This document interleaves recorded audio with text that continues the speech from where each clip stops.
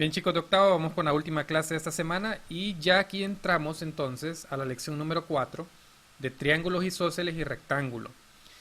Y la sección uno lo que vamos a analizar son triángulos isósceles, que yo sé que ustedes desde la escuela los han visto, pero los vamos a analizar desde el punto de vista de la demostración geométrica. ¿Cómo es que un triángulo isósceles tiene dos lados que son iguales? Eso es lo que vamos a analizar en la clase de hoy. Entonces, en el libro le dice a usted que analice o observe los siguientes triángulos. Evidentemente, si usted mira en casa, ya sabemos que esta rayita lo que me están indicando aquí es que este lado de acá mide lo mismo, es el mismo lado, miden lo mismo, igual acá, igual acá. En cada uno de estos tres triángulos, lo que nos damos cuenta es que dos lados de ellos miden exactamente lo mismo. Cuando yo tengo esa situación, entonces es que yo tengo un triángulo isósceles. Y en su libro aparece la definición. Entonces, un triángulo que contenga un par de lados congruentes es un triángulo isósceles. Entonces, cuando miremos un triángulo que tenga dos lados congruentes o que miden lo mismo, pues evidentemente ese triángulo se llama triángulo isósceles.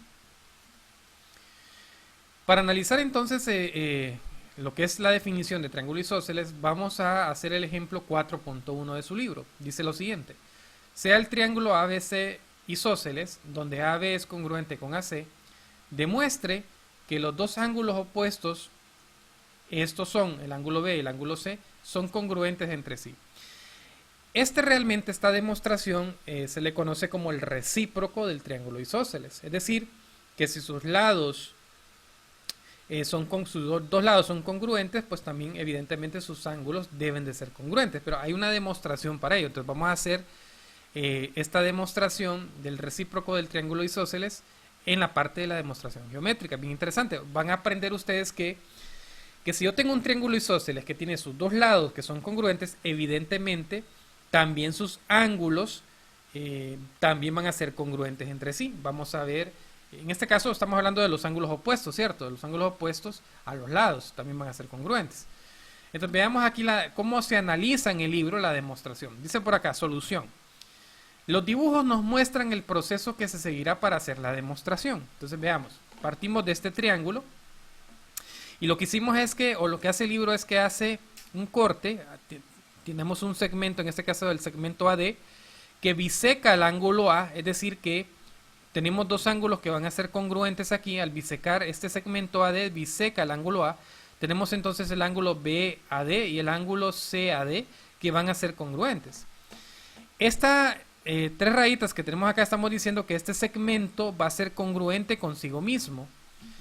Y por tanto, llegamos a la conclusión de que estos dos triángulos, el triángulo, en este caso ABD y el triángulo ACD, van a ser congruentes por el criterio de congruencia de lado, ángulo, lado, ¿cierto? Aquí me lo dice, aquí estoy diciendo que estos dos triángulos, ABD con el triángulo ACD, van a ser congruentes. Entonces, por los criterios de congruencia, lado, ángulo, lado. Si son congruentes, quiere decir que por ángulos, fíjense bien lo que estoy diciendo, ya no estoy diciendo partes correspondientes, sino que por ángulos, ya no por lados, sino que por ángulos correspondientes van a ser congruentes. Esa sería la lógica, entonces, de la demostración que aparece ahí. Y aquí ya me hace el desglose. Se parte de que AB es congruente con AC por ser un triángulo isósceles, ya tenemos un dato. Luego que se trazará que AD, el segmento AD, que es la bisectriz del ángulo BAC, hasta llegar a la conclusión de que el ángulo B es congruente con el ángulo C. Entonces, esa sería la lógica de la demostración, pero la demostración evidentemente tenemos que partir de nuestras hipótesis, nuestra conclusión y tener nuestra tabla. En este caso, la hipótesis es que el triángulo ADC es isósceles, es decir, que el lado AB es congruente con el lado AC y que AD es bisectriz del ángulo BAC. Esa es nuestra hipótesis de inicio. Nuestra conclusión va a ser que el ángulo B es congruente con el ángulo C. Por tanto, nuestra primera línea es la afirmación de que el lado AB es congruente con el lado AC y eso es por hipótesis. Tenemos que el ángulo BAD es congruente con el ángulo CAD y eso es también por hipótesis que tenemos por ahí. Recuerden que aquí tenemos la bisectriz, ¿cierto? No olvidemos esa parte, aquí lo vamos a dibujar. Aquí tenemos la bisectriz. Entonces estamos diciendo que el ángulo B, y aquí tenemos el punto D, ¿cierto? Aquí tenemos el punto D. Estamos diciendo que el ángulo BAD, es decir, este ángulo de aquí, va a ser congruente con el ángulo CAD, que es este ángulo que tenemos aquí, que lo vimos en el esquema de la diapositiva anterior. Eso es lo que estamos diciendo y eso lo hacemos por hipótesis porque AD, ese segmento de aquí que es AD, es la bisectriz. Muy bien, continuando entonces con nuestra demostración acá, tenemos que AD, es decir, la bisectriz que tenemos por acá, y la borré, AD es congruente consigo mismo, con AD, por congruencia del mismo segmento. Vean que entonces, por pasos 1, 2 y 3, estamos diciendo que estos dos triángulos, cuando teníamos aquí la bisectriz, que estos dos triángulos que se nos forman, pues evidentemente serían congruentes por el criterio, en este caso de lado, ángulo, lado. Entonces tendríamos que los dos triángulos, el triángulo ABD es congruente con el triángulo ACD por paso 1, 2 y 3 y por el criterio lado, ángulo, lado.